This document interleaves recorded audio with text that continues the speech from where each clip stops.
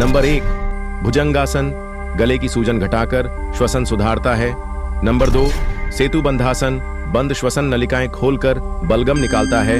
Number 3 matsyasana, गले की खराश ठीक कर स्वर यंत्र मजबूत करता है। नंबर 4 धनुरासन, फेफड़ों की क्षमता बढ़ाकर सांस की ताकत सुधारता है। नंबर 5 शशांकासन, गले की जकड़न घटाकर कफ जमाव निकालता है। नंबर 6 हल्लासन, श्वसन तंत्र सक्रिय कर गले की नमी नियंत्रित करता है। नंबर 7 अर्धमत्स्येंद्रासन, गले का रक्त संचार सुधार कर खराश घटाता है। नंबर 8 पवन मुक्तासन, फेफड़ों से कफ का जमाव निकालता है और खांसी नियंत्रित करता है। नंबर 9 उष्ट्रासन, गले की शुष्कता घटाकर स्वर स्पष्टता सुधारता है।